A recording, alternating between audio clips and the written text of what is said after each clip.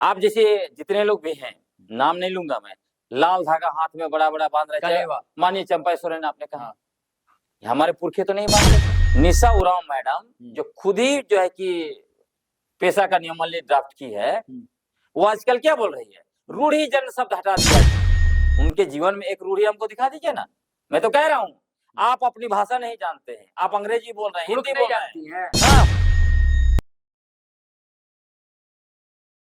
साथियों सलाम, नमस्ते, सत श्री अकाल और जय भीम जोहार।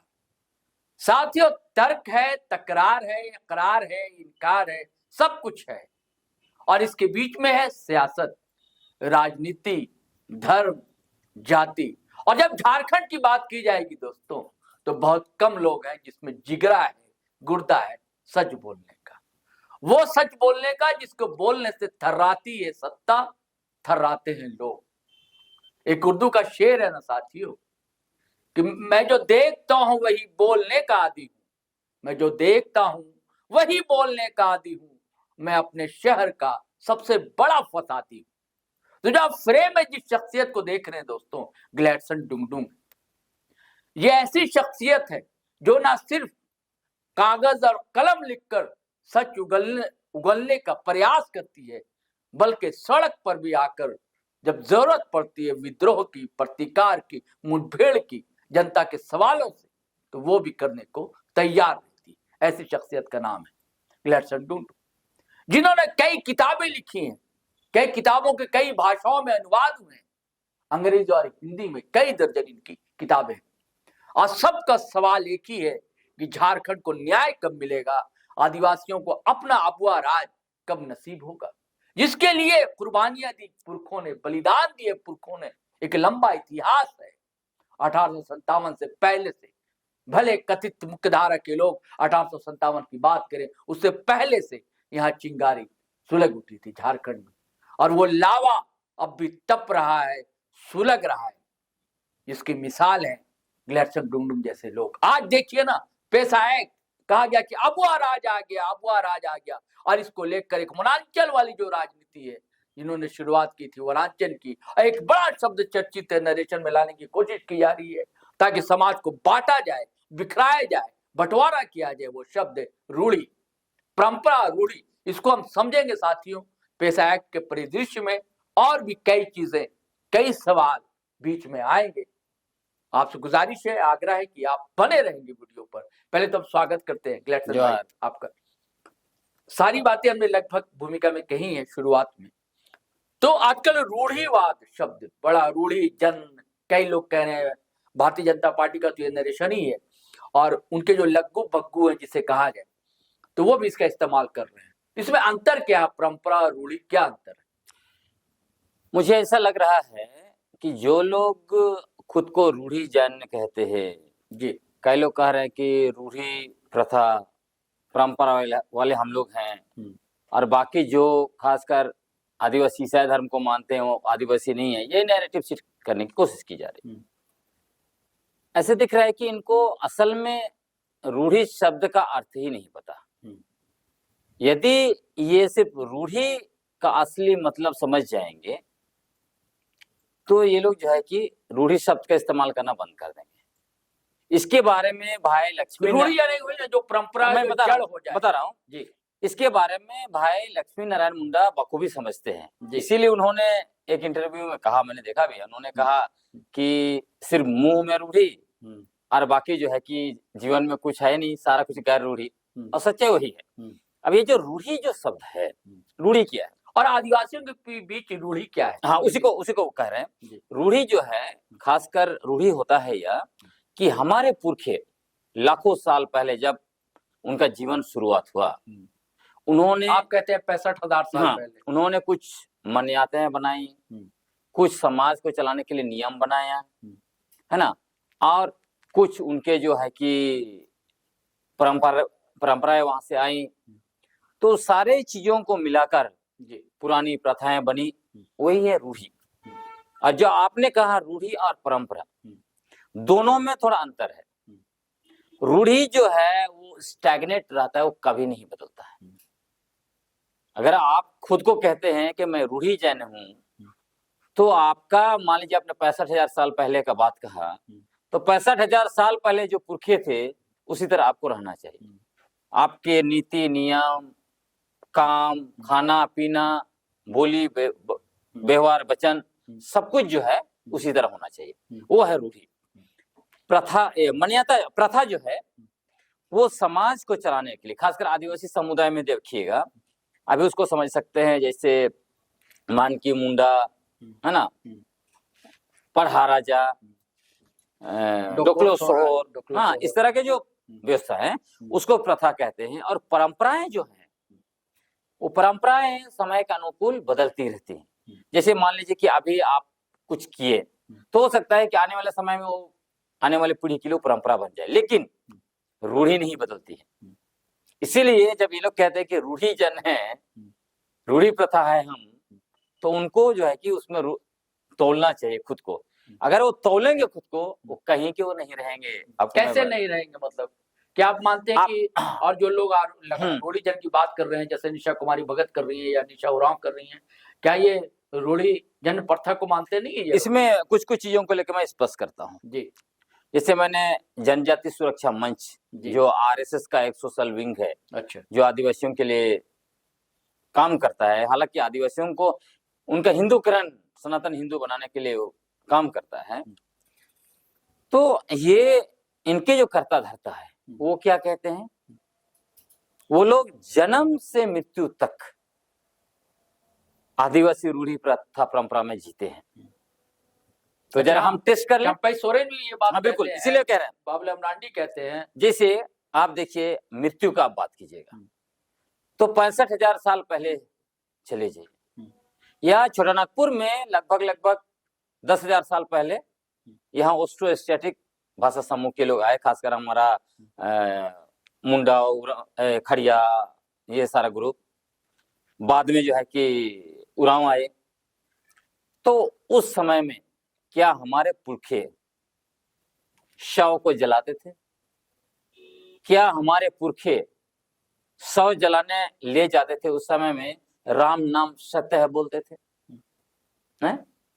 तो ये जो शहर में जो भी रहते हैं उनसे पूछ रहे, ये जो असर पड़ता है ना गुलशन भाई, तो फिर समाज के बीच रहेंगे फिर तो आप रूढ़ी में नहीं है ना। अच्छा, आप जैसे जितने लोग भी हैं, नाम नहीं लूंगा मैं, लाल धागा हाथ में बड़ा बड़ा बांध रहे थे, मानिए चंपा सोरेन आपने कहा, हमारे पुरखे तो नहीं बांधते थे। बाबूलाल मरांडी, हाँ, बाबूलाल मरांडी जो तो खुद को सारे आदिवासियों को ही सनातन हिंदू घोषित कर दिया। अब विवाह का बात देखिए, विवाह में खासकर जैसे लड़की या आदिवासी समुदाय के बीच में ही चाहिए, एक समुदाय का दूसरा समुदाय में विवाह नहीं होता था, पहले नहीं होता था भाई। रूढ़ी का हम बात कर रहे हैं ना, हम लोग रूढ़ी का बात कर रहे हैं, पहले और दूसरे का बात नहीं कर रहे हैं। रूढ़ी स्टैग्नेंट रहता है, वो परिवर्तन नहीं होता है। अगर मान लीजिए खड़िया लड़की का मुंडा लड़का से शादी हो गया तो उसको जो है कि दोनों समाज जो है कि भगा देंगे अपने समाज से, ये रूढ़ी है। अभी खोजिए, अभी तो खड़िया भी मुंडा से शादी कर रहा है, उरांव से शादी कर रहा है, संताल से शादी कर रहा है। रूढ़ी कहाँ गया? और इसमें ऐसे नहीं है कि जो ईसाई धर्म को मानता है वही आदिवासी कर रहा है, सभी लोग सब कर रहा है। दूसरा, बहुत सारे जो हमारे सरना परिवारों में जो ईसाई धर्म को मानने वाली लड़की का शादी हुआ है, कैसे हुआ? रूढ़ी में स्वीकार नहीं किया जाएगा। रूढ़ी व्यवस्था में क्योंकि आप तो समाज से निकल गए ना, उसको स्वीकार ही नहीं किया जाएगा। हाँ, तो आप चूंकि उसको वो डिफेक्ट हो गए, सोसाइटी से डिफेक्ट हो गए, ठीक है ना। तो आदिवासी समुदाय में जो शादियां होती थी रूढ़ी के तहत, वो सिर्फ और सिर्फ अपने जो है कि समुदाय के अंदर ही होना है। और उसके अंदर भी रूढ़ी है क्या? हमारा किल्ली और टोटेम। हाँ, ठीक। ये जो टोटेम है, जैसे हमारा, जब मैं डुंगडुंग हूँ, मेरा डुंगडुंग का डुंगडुंग के साथ शादी नहीं हो सकता है, भाई बहन का रिश्ता है। आज देखिएगा कि खड़िया समुदाय में भी जो गुमला इलाके में जाइएगा, कुमार कुमारी देवी लिख रहे, उनको कैसे पता है वो अपना भाई बहन से शादी करने की क्या कर रहे हैं? जैसे निशा कुमारी लिखती है, वो तो खैर उरांव समुदाय से, उनका बात नहीं, मैं खड़िया का बात कर रहा हूँ। कोई भगत लिख रहा है, हाँ, कोई कुछ लिख रहा है, खड़िया में भी भगत लिख रहा है। अच्छा, तो खड़िया में कहाँ है टोटेम भगत का? तो आपने रूढ़ी को छोड़ दिया, तभी ना लिख रहे हैं। आपने अपना रूढ़ी को छोड़ दिया, इसीलिए ना जब शव जला रहे हैं और शव जलाने ले जाते हैं उसमें में राम नाम सत्य है बोल रहे हैं, तो आपका रूढ़ी कहाँ रहा? शादी उसी तरह, शादी से पहले लड़की का पूरा गोदना होता था, हैं? आज जितनी भी लड़की हैं, कोई भी धर्म को मान रही हैं, आदिवासी लड़कियां, गोदना हो रहा है, वो ब्यूटी पार्लर जा रही हैं, रूढ़ी कहाँ गया? हैं? अभी वो लोग कोई फैशन कर रहा है। रूढ़ी में क्या होता था? गांव में महिलाएं जो है कि अपना बाल खुला नहीं रख सकती। अगर किसी कोई महिला ने बाल खुला रख दिया और कोई लोग जा रहे हैं कहीं, उसको अशुभ माना जाता था।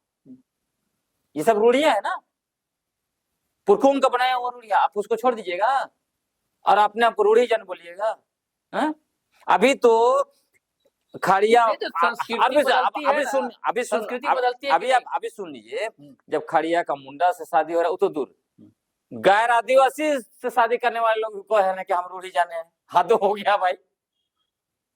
आप जो रूढ़ी का बात करते तो रूढ़ी का बात कीजिए, निशाना कहीं और साध रहे हैं। निशाना का बात नहीं, आप खोज लीजिए ना। तो रूढ़ी का बात आप करते हैं तो रूढ़ी का बात कीजिए। उसी तरह जमीन, या उसमें और भी थोड़ा सा शादी में और एक बात उदाहरण देता हूँ, क्योंकि उदाहरण से लोगों को समझना जरूरी है। क्योंकि जितने लोग रूढ़ी प्रथा परंपरा के नाम पर नफरत फैला रहे हैं ना, नफरती लोग, सच्चाई लोगों को जानना चाहिए।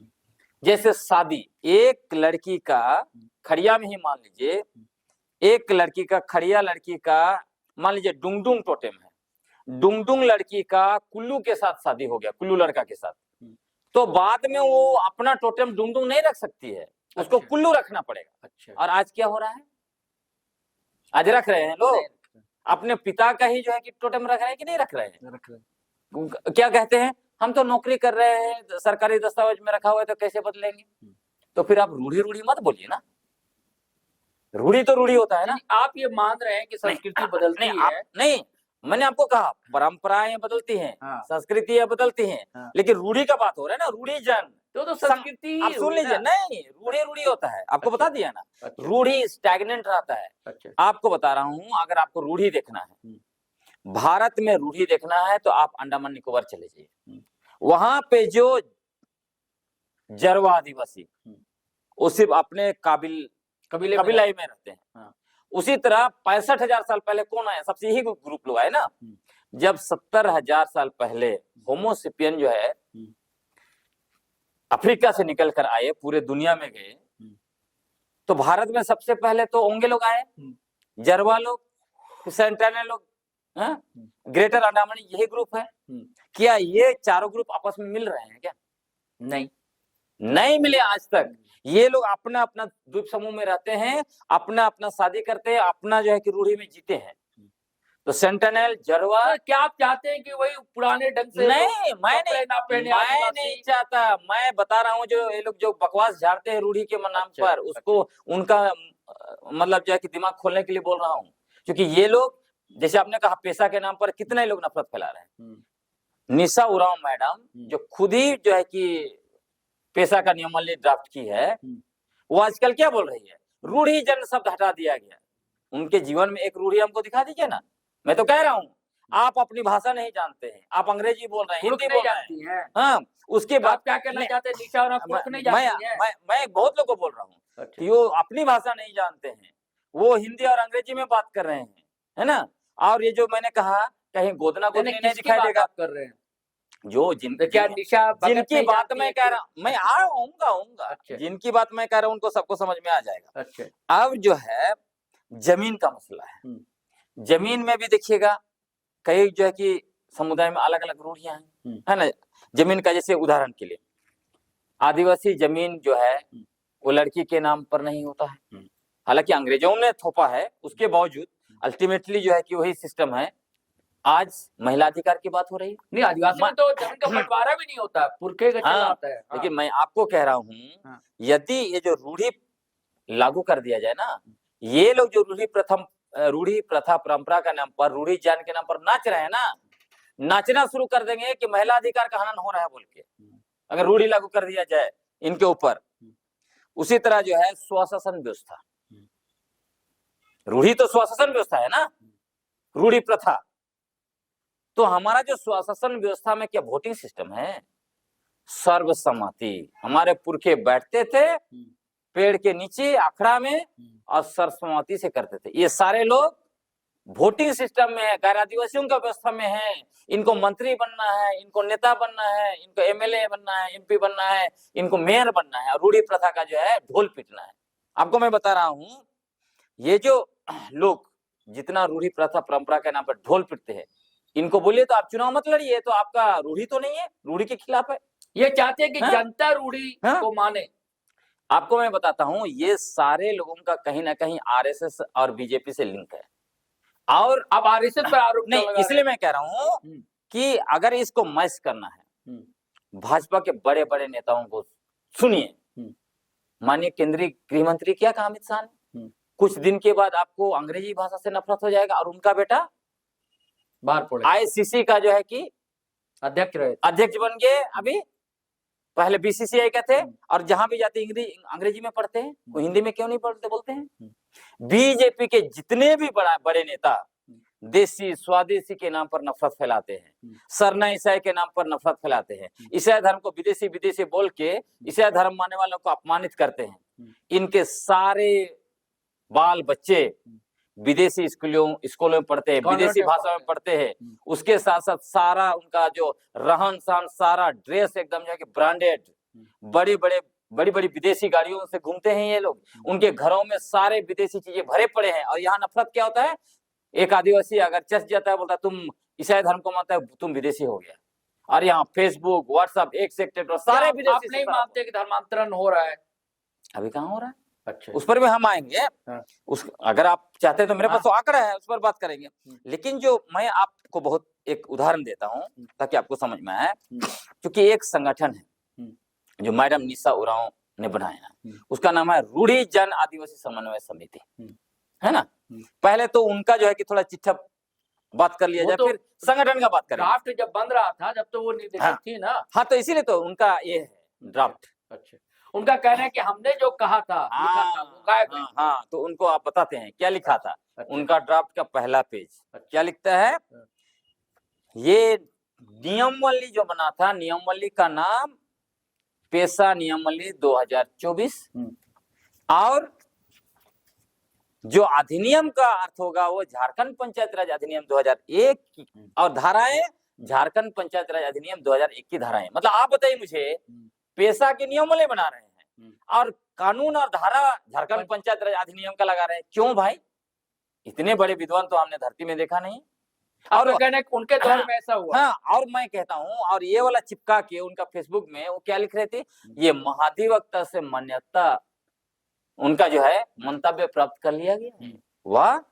अब इनका जो पूरा ड्राफ्ट देखिएगा ना, इसी का ड्राफ्ट का आधार ये है जिसको आबुआ सरकार ने लिया है, फाउंडेशन वही है। अच्छा, और क्या डाल दिया है, निशा मैडम ने हमारे पारंपरिक स्वशासन व्यवस्था पर गांधी जी का पंचायत राज व्यवस्था थुपवा दिया इस नियमावली के द्वारा। दूसरा, हत्तू मुंडाओं के ऊपर मुखिया राज थुपवा दिया। उदाहरण के लिए विशेष बैठक, भूमि अधिग्रहण जैसे विशेष बैठक बुलाने का अधिकार मुखिया को है। निशा मैडम का ही ड्राफ्ट है, उसी को यहाँ पे डाला गया। क्यों भाई?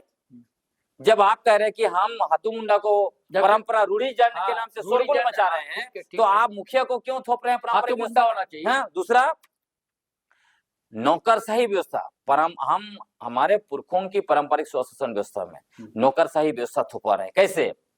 हमारा पारंपरिक ग्राम सभा का सचिव होगा एक सरकारी कर्मचारी। क्यों? ये व्यवस्था निशा मैडम थोपाई है। ऐसे ही कई कैसे व्यवस्थाएं थोपाई है।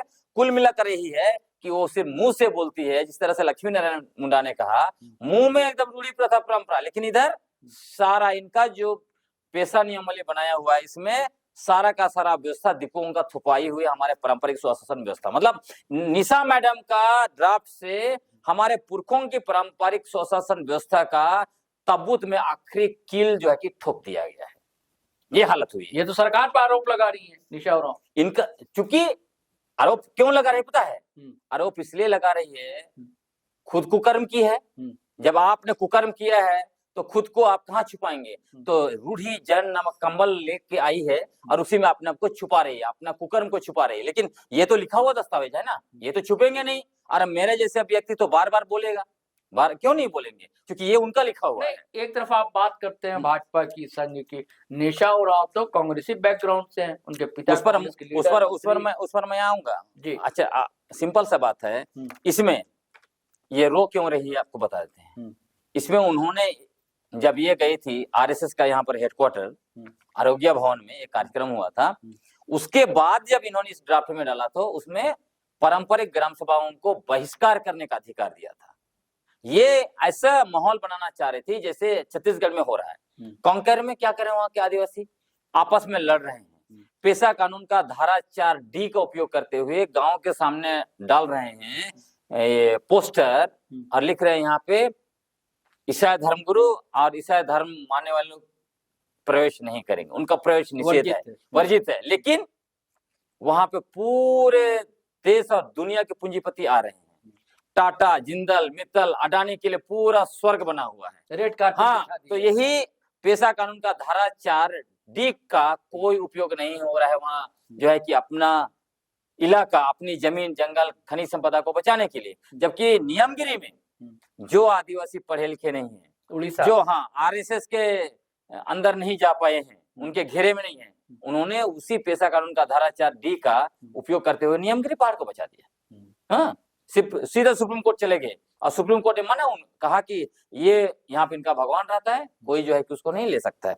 और आपको मैं बताता हूँ, यहाँ पे जो इन्होंने डाला था कि जो तथाकथित रूढ़ी जो बोल रहे हैं, रूढ़ी जन, मतलब ऐसे बना रही थी कि कोई गांव में मान लीजिए कि एक आदिवासी जो है ईसाई धर्म को मानता है तो उसको ग्राम सभा मिलकर बेदखल कर दे, ये व्यवस्था बना रही थी। इसका हमने पुरजोर विरोध किया और झारखंड सरकार ने इसको हटा दिया। नहीं, हाँ, क्या बोले, ग्राम सभा किसको बेदखल कर दे? ग्राम सभा को ये पावर वो दे रही थी असंवैधानिक तरीके से कि किसी को भी ग्राम सभा जो है कि बहिष्कार करेगा।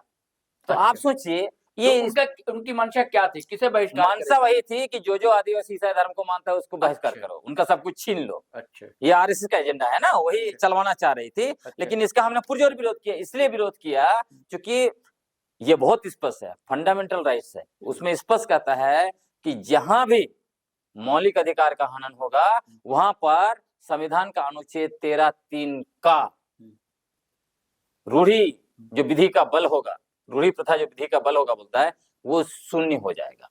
आज के समय में आप बहिष्कार का अधिकार नहीं दे सकते हैं ना।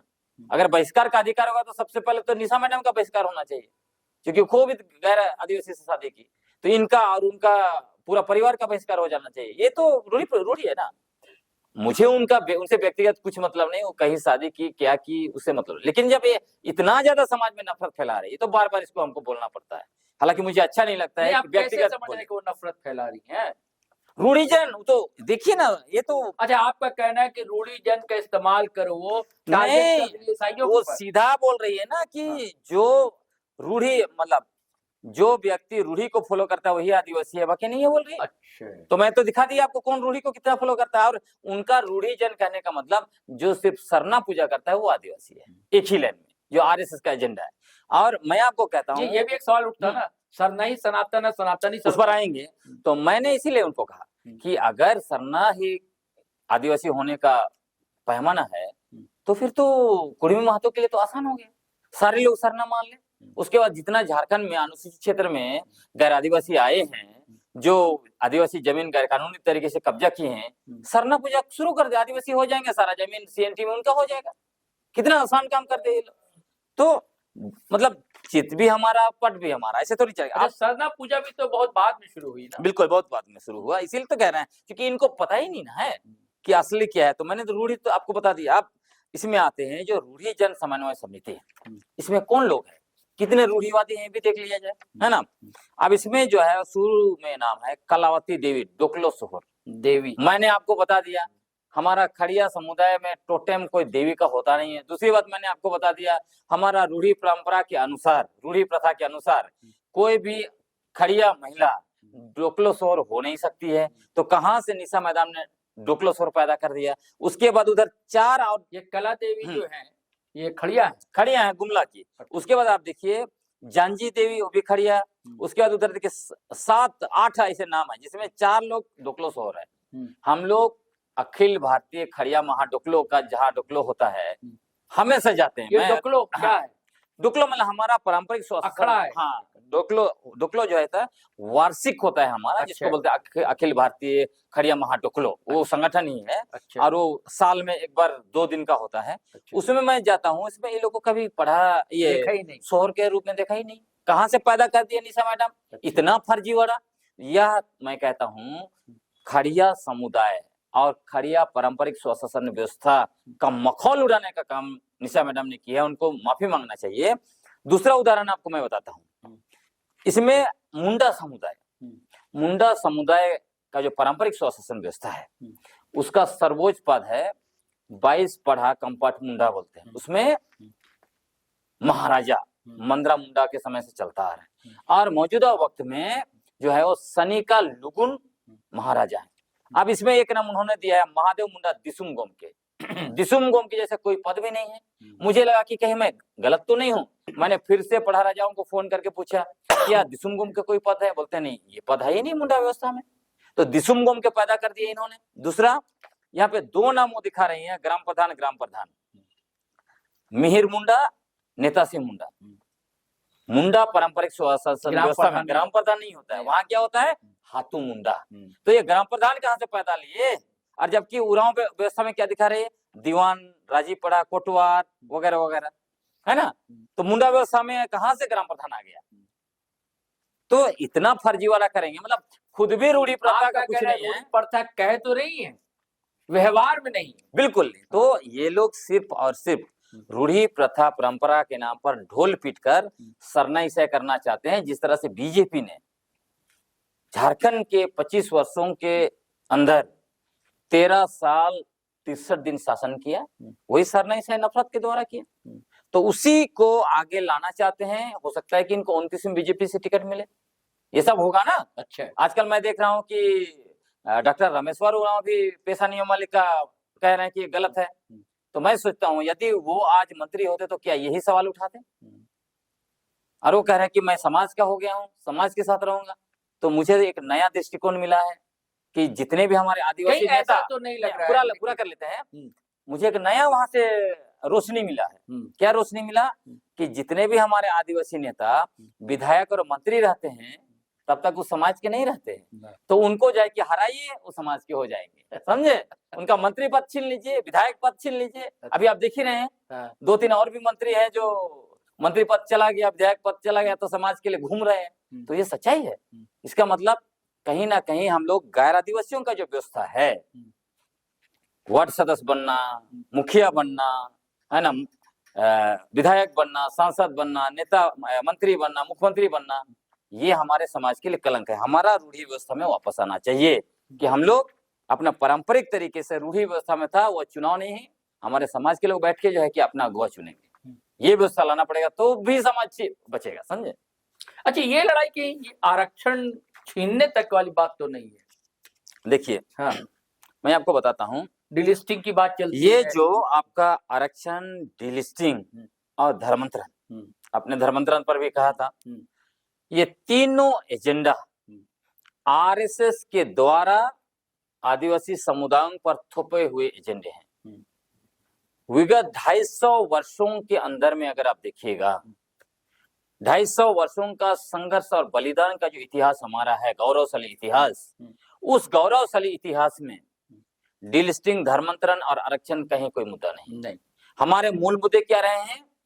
आदिवासी पहचान, जल जंगल। हमारे मुद्दे रहे हैं स्वायत्ता। इसीलिए 60,000 संतालों ने कहा ये इलाके हमारे हैं, यहाँ तुम्हारा शासन नहीं चलेगा।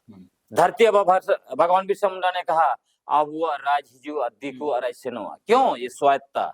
उसके बाद हमारी जमीन, हमारा इलाका और हमारे पारंपरिक संसाधन या बोलिए सामुदायिक संसाधन, जंगल, जमीन, जल स्रोत, ये सारे कुछ चीजें। इसीलिए जब ब्रिटिश हुकूमत आया और ब्रिटिश हुकूमत ने लगान मांगा, हमारे पुरखों ने क्या कहा?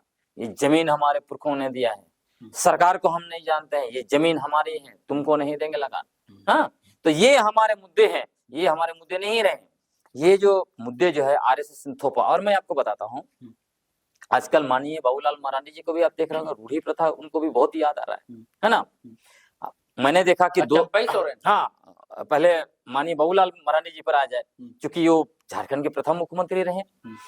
ये कह रहे हैं कि अबुआ सरकार ने पेशा कानून का धारा 4(1) का उल्लंघन किया है पेशा नियमावली बनाते समय।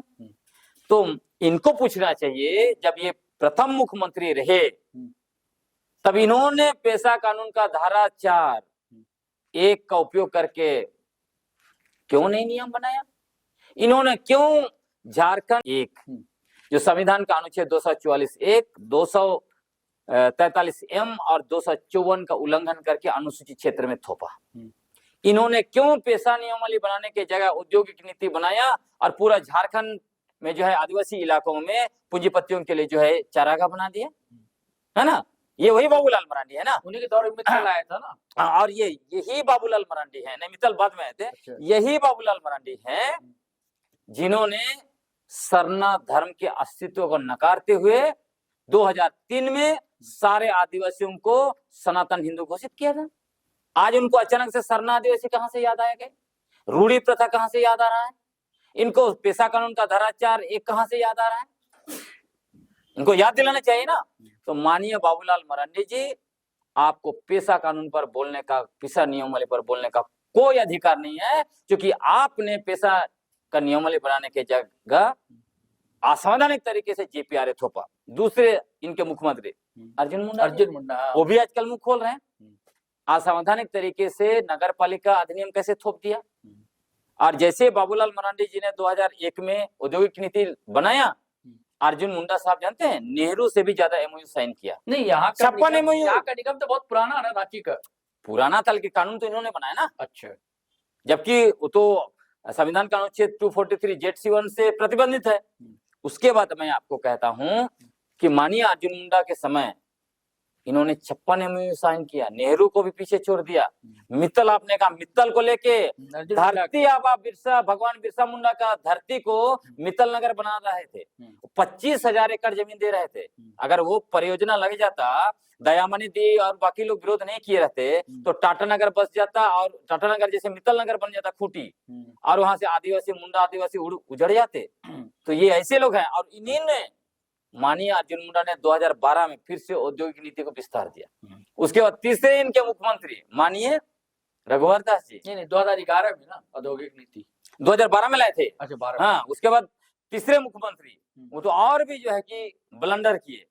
2014 से रघुवर दास, हाँ 2014 से 19 का देखिए, आजकल वो भी कई लोगों को अपना धांगर बना के झुमा रहे हैं और नफरत फैला रहे हैं कि रूढ़ी प्रथा परंपरा के नाम पर। वो क्या किए उसको भी देख लिया जाए, ताकि उनके धांगर शब्द का इस्तेमाल बहुत करते हैं। अभी सुनिए, अच्छा, आपकी दृष्टि में धांगर कौन-कौन है? सुन लीजिए, पहले पूरा कर ले इसको, कि वो जिनको धांगर बनाए हुए हैं, जिनके साथ वो नाचते गाते, उनको भी पता चलना चाहिए ना कि उन्होंने क्या कुकर्म किया अपने समय में। उन्होंने सबसे पहले क्या किया, जैसे ही मुख्यमंत्री पद पर बैठे, लैंड बैंक बनाया। आज ग्राम सभा बोलते हैं, पारंपरिक ग्राम सभा। झारखंड के अनुसूचित क्षेत्रों के 16,000 पारंपरिक ग्राम सभाओं का अधिकार छीनकर उन्होंने लैंड बैंक बनाया। और सारे सोकॉल प्रति जमीन जो ग्राम सभा का है, या पढ़ लीजिए, मैं आ रहा हूँ, आप जो नियमगिरी जजमेंट पढ़िए, वो क्या बोलता है, गांव में जितना भी संसाधन है, चाहे जंगल है चाहे प्रति जमीन है, जो भी है ग्राम सभा का, इन्होंने लैंड बैंक में डाला। क्यों? पारंपरिक ग्राम सभाओं से नहीं पूछा। उसके बाद दूसरा क्या किया, 2017 में भूमि अधिग्रहण पुनर्वास पुनर्स्थापना अधिनियम 2013 का धारा 41 का प्रोविजन को डाउन करते हुए 2017 में क्या किए जानते हैं, जहां 80% कंसेंट था उसको 33 में लाया। मतलब ग्राम सभा से अगर आप जमीन ले रहे हैं तो जब तक 80% हाँ नहीं बोलेगा तब नहीं ले सकते। और सरकारी परियोजना में 70, उसको इन्होंने कितना किया, 33 में। और दूसरा मीटिंग में कोरम भी नहीं, 0, 10 लोग आ गए, हो गया। मतलब ग्राम सभाओं का अधिकार छीन लिया था भूमि अधिग्रहण में। और इसी का उपयोग करते उन्होंने जापूत गांव में जाइए, वहां के पढ़ारा जाट आवाज उठाते रहे, सनिका भेंगरा साहब, रघुवर दास ने नहीं सुना उनका आवाज। और आज पारंपरिक ग्राम सभा, आदिवासी पारंपरिक स्वशासन व्यवस्था, रूढ़ी प्रथा के नाम से जो है कि नफरत फैलाते हैं। और अब मैं बताता हूं, इतना तो इतना खुद को सरना आदिवासियों का हितैषी बताते हैं, दिखाते हैं, लेकिन इन्होंने पूरे राज्य के हजारों सरना स्थल देसौली और जयरथन को लैंड बैंक में डाला। मैंने रिसर्च किया खूंटी जिला का, एक जिला का सरोद भाई मात्र एक जिला का 541 सरना स्थल को लैंड बैंक में डाला था माननीय रघुवर दास जी ने। आप सोचिए।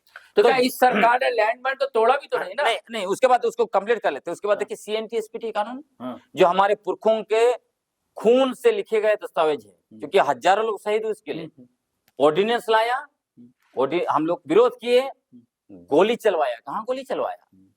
साइको में। अब्राहम मुंडो मारे गए, उसके बावजूद नहीं माने। 3 मिनट में विधानसभा में संशोधन किया, बहस भी नहीं। देखिए कितना माननीय रघुवर दास जी आदिवासियों को मान सम्मान देते हैं, हम लोगों को, हमारे कानूनों को मान सम्मान देते हैं, हमारा रूढ़ी प्रथा परंपरा को मान सम्मान देते हैं, सरना स्थलों को मान सम्मान देते हैं। आप सोच सकते हैं। उसके बाद ये सारे चीजों से तंग आके 200 मुंडा लोग, 200 गांव के मुंडा, हाथू मुंडा लोग, हजारों मुंडा लोग मिलके 200 गांव में पत्थलगाड़ी किया। कहा कि आओ हमसे पूछ के, क्योंकि कोई भी सर्वेयर चला जाता था। MOU सरकार और कंपनी के बीच हुआ और सर्वेयर चला गया जमीन सर्वे करने, इसलिए पत्थलगाड़ी हुआ। तब देशद्रोह का मुकदमा यही माननीय रघुवर दास जी ने 11,102 लोगों पर करवाया और 115 लोगों को जेल में डाला। कितने सैकड़ों परिवार जो है कि जंगलों में 3 महीने तक जिंदा रहने के लिए विवश थे। पुलिस अत्याचार किया गया, फिर जो है कि घाघरा में पुलिस फायरिंग हुई जिसमें एक बिरसा मुंडा शहीद हुए।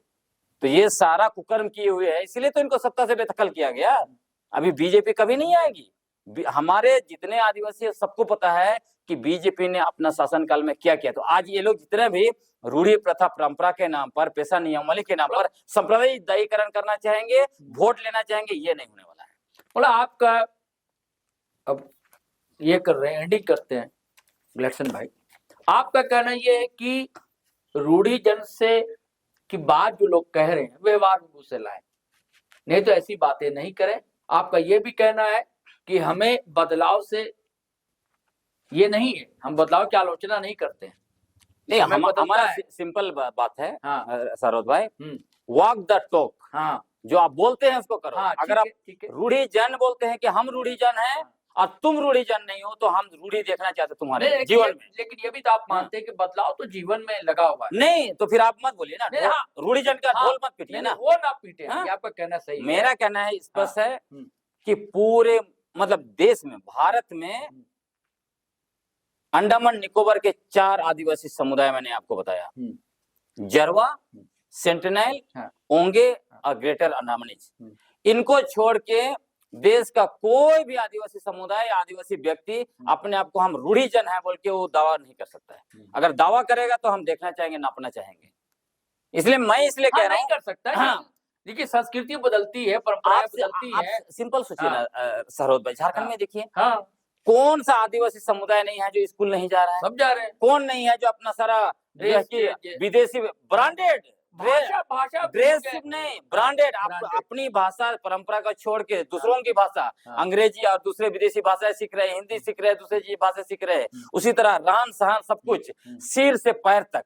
और ये लोग जो तो सबसे ज्यादा, और मतलब कि देखिएगा, मैं कहता हूँ कोई तो है कि सिंदूर लंबा लगा रहे हैं, कोई जो है कि आपका मंगलसूत्र पहन रहे हैं, कोई बांध रहे हैं। यहाँ जैसे चंपाईश्वरन कहते हैं कि धर्मांतरण कि उतना सारा धागा बांध के चल रहे हो, मंदिर में आप घंटी बजाने जा रहे हो, वो बुरा नहीं है। कोई भी धर्म को आप मानिए, हम सबका सम्मान करते हैं। कोई भी किसी से शादी किया, किसी को बॉयफ्रेंड रखा, हमको कोई प्रॉब्लम नहीं। लेकिन आप दूसरों के लिए तय मत करिए, नहीं दूसरों के लिए तय मत करिए कि तुम आदिवासी नहीं हो, तुम आदिवासी का खाना ये है, आदिवासी का धर्म ये है, आदिवासी के ये है। आदिवासी तय करने वाले आप कौन होते हैं? आदिवासी हमारे पुरखे तय करते हैं। और सरोज भाई, आरक्षण वाली बात नहीं की आप। नहीं, आरक्षण में क्या लोग विरोध डिलिस्टिंग की मांग मैंने देखिए, मैंने कहा ना, क्या मतलब जो क्रिश्चियन हो चुके आदिवासी, क्या उनको आरक्षण मिलना चाहिए? ये जब आप डिलिस्टिंग वर्सेस डिलिस्टिंग की बात करते हैं, लोकुर कमेटी पढ़ लीजिए। लोकुर कमेटी क्या बोलता है? लोकुर कमेटी बोलता है कि आरक्षण की व्यवस्था सिर्फ उन आदिवासी समुदाय के लिए है जो पीछे पड़े हैं, उसमें लिस्टिंग होने का आधार वो आदिवासी नहीं है। लोकुर कमेटी में स्पष्ट, और लोकुर कमेटी ने 5 क्राइटेरिया बनाया है और स्पष्ट है, लिस्टिंग का आधार धर्म नहीं है तो डिलिस्टिंग का भी आधार धर्म नहीं होगा। वही 5 क्राइटेरिया है, आप फिक्स करिए। मैं आपको कहता हूं, यदि उस 5 क्राइटेरिया के आधार पर आज देश में डिलिस्टिंग हो जाए ना, तो जितने भी, चाहे वो ईसाई मानते हैं आदिवासी धर्म के रूप में, सरना मानते हैं, हिंदू मानते हैं, कोई और धर्म को मानते हैं, अधिकांश लोग सहारा वाले बाहर निकल जाएंगे। गारंटी मैं देता हूं, हो जाए लोकुर कमेटी। लेकिन जो सरना है सनातन संस्कृति को मानते हैं उन्हें धर्मांतरण कहाँ कहा जाता है? ये मैंने कहा ना आपको, हाँ। ये आरएसएस का एजेंडा है। अच्छा। सरना सनातन एक है। क्यों ऐसा कहा? क्योंकि इनको सबसे बड़ा डर है, 3 डीएनए रिपोर्ट आए हैं 2018, 19 और 24 में। ये स्पष्ट कहते हैं कि ये लोग ब्राह्मण लोग यूरेशिया से 3500 साल पहले इनके पुरखे आए हैं, तो ये लोग भारत को अपना देश घोषित करना चाहता है। उसके लिए सबसे पहले आदिवासी चूंकि पहले यहाँ पे रह रहे थे, उनको जो है कि अपना वर्ण व्यवस्था में डालना पड़ेगा, इसलिए संविधान से आदिवासी शब्द हटाया गया और आदिवासियों को जाति सर्टिफिकेट लाओ बोलता है। तो इनको जब तक सनातन हिंदू धर्म में आप नहीं डालेंगे, वर्ण जाति व्यवस्था में नहीं डालेंगे, तब तक अपना देश घोषित नहीं कर सकते हैं। लेकिन अब तो डीएनए रिपोर्ट सब कुछ आ गया, इसीलिए ये लोग सरना सनातन एक है का नैरेटिव फैलाता है। ये है नहीं है उसका, उस पर हम लोग मेरा सवाल रह गया, मेरा सवाल ये, क्या जो आदिवासी ईसाई बन चुके हैं, क्या उन्हें आरक्षण मिलना चाहिए? क्या संविधान ऐसा कहता है? आप देख लीजिए ना, आपको मैं कह रहा हूँ कि संविधान आदेश 1950, एक तो आपको शेड्यूल कास्ट के लिए डाला गया, एक शेड्यूल ट्राइब के लिए डाला गया। शेड्यूल कास्ट में क्या कहा गया? शेड्यूल कास्ट में कहा गया कि अगर वो धर्म बदलता है तो उसका आरक्षण खत्म हो जाएगा। क्यों कहा गया? ये वो संविधान का अनुच्छेद एससी के लिए, हाँ एससी के लिए संविधान का अनुच्छेद 241 के तहत, अच्छा है ना। लेकिन शेड्यूल कास्ट के लिए कहा, शेड्यूल ट्राइब के लिए क्या कहा गया? वो व्यवस्था नहीं कहा गया। क्यों? इसीलिए कहा किया गया क्योंकि शेड्यूल कास्ट के लिए उसका मूल आधार वर्ण व्यवस्था से आए छुआछूत है, अछूतपन। आदिवासी वर्ण और जाति व्यवस्था से बाहर अलग है। हाँ ठीक। तो उसमें क्यों वो लागू होगा? हम तो जाति व्यवस्था से आते ही नहीं है। अच्छा। है ना। तो आदिवासी, और मैं आपको कहता हूं कि आदिवासी कौन है? आदिवासी कौन है? मूल सवाल। तो आप 20 फरवरी 2024 को कैलिफोर्निया यूनिवर्सिटी का डीएनए रिपोर्ट आया, उसको पढ़ लीजिए। वो क्या कहता है? भारत में सबसे पहले हंटर गेदरर रहते थे, तो जो भी हंटर गेदरर के वंशज हैं वो आदिवासी हैं। अगर इसको टेस्ट करना है आप जंगलों में चले जाइए। आज भी हम लोग भी आप जाइए, हम लोग फुकड़ी पुट्टू से लेके कारेल महुआ सब कुछ चुनते हैं। उसी तरह शिकार करने भी जाते हैं, हंटिंग एंड गैदरिंग। आपको वहाँ जंगल में पता ही नहीं चलेगा कौन आदिवासी सरना धर्म मानता है, कौन ईसाई मानता है, कौन हिंदू मानता है, या कोई धर्म भी नहीं मानता है। हाँ, तो इसीलिए मैं कह रहा हूँ कि ये जो नैरेटिव है ये सिर्फ और सिर्फ आरएसएस और बीजेपी का है। ये नैरेटिव बनाकर जो है रूढ़ी प्रथा परंपरा के नाम पर, सरना ईसाई डिलिस्टिंग के नाम पर, धर्मांतरण के नाम पर, एक तो नगर निकाय चुनाव में चुनाव जीतना चाहते हैं, दूसरा जो है आपका 29 में जो है झारखंड की सत्ता उनको चाहिए, इसलिए वो कोशिश कर रहे हैं। लेकिन ऐसा कुछ नहीं होने वाला। झारखंड के सारे आदिवासी जो है कि इनकी मानसा को और हकीकत को, सब चीज को समझते हैं। चलिए साथियों, अब चलते हैं बहुत ही करीने से, बहुत ही कायदे से, बहुत ही सरल सहज ढंग से रूढ़ी जन्म प्रथा की जो बात की जा रही है उसे समझाया ग्लेडसन डुगलुंग ने। और इनका कहना बिल्कुल वाजिब है, सच है कि कथनी और करनी में अंतर कतई नहीं होना चाहिए। अगर आप मानते हैं, उसकी बात करते हैं, तो फिर आपके जीवन में भी वो रूढ़ीवादिता दिखनी चाहिए, जबकि ऐसा है नहीं। जो लोग ऐसे सवाल उठा रहे हैं उनके जीवन में दूर दूर तक ये सब चीजें दिखती नहीं है, सिर्फ राजनीति है और राजनीतिक रंग दिया जा रहा है। आरक्षण पर भी बड़े साफ गोई से इन्होंने बात रखी कि आदिवासी जो अगर धर्म बदल लिया है तो उसे आरक्षण का अधिकार बिल्कुल बना रहेगा। एससी के साथ ये संकट है। चलिए साथियों, चलते हैं, फिर नए वीडियो के साथ हाजिर रहेंगे। हाँ, एक बात और कहना चाहता हूँ, इस वीडियो से कई लोगों को थोड़ा सा मतलब असहज हो सकते हैं, कई लोग, उनके भी अपने तर्क हो सकते हैं, लेकिन इनके भी तर्क अपने हैं और तर्क काफी हद तक तार्किक है और वाजिब लगते हैं। चलिए साथी, चलते हैं, इजाजत दीजिए, आज्ञा दीजिए। लेकिन आपसे गुजारिश है कि अगर आप पहली बार आए हमारे चैनल पर तो सब्सक्राइब करना बिल्कुल ना भूलें। और जो हमारा जी2 लाइव का पेज फेसबुक पर भी है, वहां भी आप आएंगे, फॉलो करेंगे तो अच्छा लगेगा। और वीडियो तो धड़ाधड़ दानादार शेयर कीजिए, लाइक कीजिए, कमेंट कीजिए। चलिए चलते हैं। जय हिंद, जय भारत।